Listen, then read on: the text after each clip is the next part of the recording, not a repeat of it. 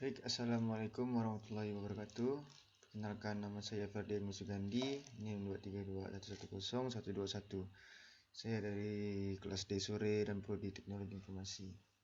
Di sini saya akan menjelaskan tentang struktur dan fungsi CPU dari tugasnya organisasi dan arsitektur komputer. Nah, dari pembahasan pertama yaitu CPU atau sebutan lainnya adalah prosesor, merupakan komponen terpenting dari sistem komputer. CPU adalah komponen pengolahan data berdasarkan instruksi yang diberikan kepadanya. CPU tersusun atas beberapa komponen, yaitu arithmetic and logic unit atau disingkat ALU, bertugas membentuk fungsi-fungsi pengolahan data komputer. ALU sering disebut mesin bahasa, machine language, karena bagian ini mengerjakan instruksi bahasa mesin yang diberikan padanya. Seperti istilahnya, ALU terdiri dari dua bagian, yaitu aritmetika dan unit logika boolean, yang masing-masing memiliki spesifikasi tugas tersendiri.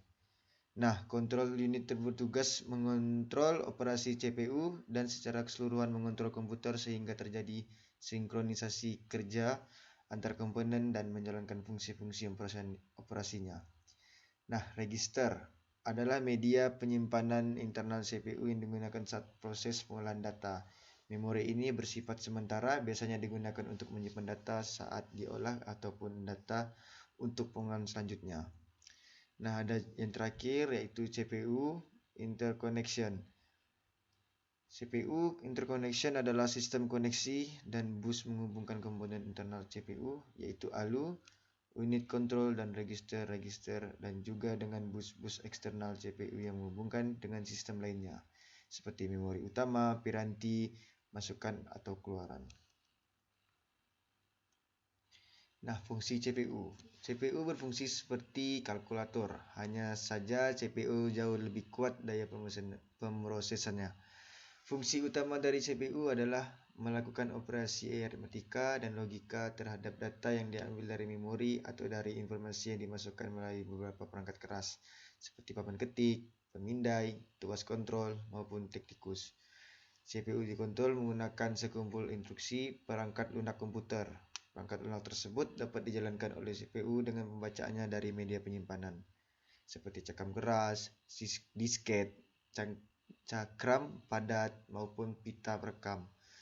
Instruksi tersebut kemudian disimpan terlebih dahulu pada memori fisik, yang biasa kita bilang yaitu RAM. Fungsi CPU menjalankan program-program yang disimpan dalam memori utama dengan cara mengambil instruksi-instruksi, menguji instruksi tersebut, dan mengeksekusinya satu persatu sesuai alur perintah. Yang kedua, pandangan paling sederhana proses eksekusi program adalah dengan mengambil pengolahan instruksi dari dua langkah, yaitu operasi pembacaan instruksi dan operasi pelaksanaan. Hal-hal yang dilakukan CPU adalah sebagai berikut.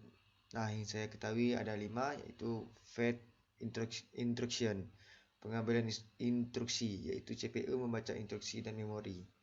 Yang kedua, interpret instruction, menerjemahkan instruksi, yaitu CPU menerjemahkan instruksi untuk menentukan langkah yang diperlukan.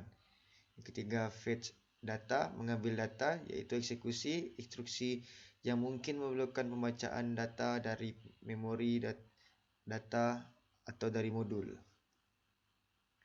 Yang keempat, proses data, mengolah data, yaitu eksekusi instruksi yang memerlukan operasi aritmatik. Yang terakhir yaitu write data, menulis data, hasil eksekusi yang mungkin memerlukan penulisan data ke memori data atau ke modul. Cara kerja CPU saat data dan instruksi dimasukkan ke processing device. Pertama sekali diletakkan di RAM melalui input storage. Apabila terbentuk instruksi ditampung oleh control unit di program storage, namun apabila berbentuk data ditampung di working storage. Jika register siap untuk menerima pengerjaan eksekusi, maka kontrol unit akan mengambil instruksi dari program storage untuk ditampung ke instruksi register. Sedangkan alamat memori yang dibersihkan instruksi tersebut ditampung di program counter. Jika berdasarkan instruksi pengerjaan yang dilakukan adalah aritmatika dan logika, maka ALU akan mengambil alih operasi dan mengerjakan berdasarkan instruksi yang diterapkan. Hasilnya ditampung di akumulator. Apabila hasil pengolahan telah selesai, maka kontrol unit akan mengambil hasil pengolahan di akumulator untuk ditampung kembali ke working storage. Nah, jika pengerjaan keseluruhan telah selesai, maka kontrol unit akan menjemput hasil pengolahan dari working storage untuk ditampung ke output storage. Lalu selanjutnya dari output storage, hasil pengolahan akan ditampilkan ke output device. Nah, kontrol unit. Tugas dari CU adalah sebagai berikut: mengatur dan mengendalikan alat-alat input dan output, mengambil instruksi-instruksi dari memori utama, mengambil data dari memori utama kalau diperlukan untuk proses, mengirim instruksi ke ALU bila ada perhitungan aritmatika atau perbanding logika serta mengawasi kerja. Yang terakhir, menyimpan hasil proses ke memori utama. Proses 3 langkah, karakteristik unit control. Menentukan elemen dasar prosesor, menjalankan operasi mikro yang akan dilakukan prosesor, menentukan fungsi-fungsi yang harus dilakukan unit control agar menyebabkan pembentukan operasi mikro, dan yang terakhir masukkan unit control, clock atau waktu, dan register instruksi. Baik, terima kasih. Mohon maaf jika ada kesalahan kata-kata. Sekian dari saya, terima kasih. Assalamualaikum warahmatullahi wabarakatuh.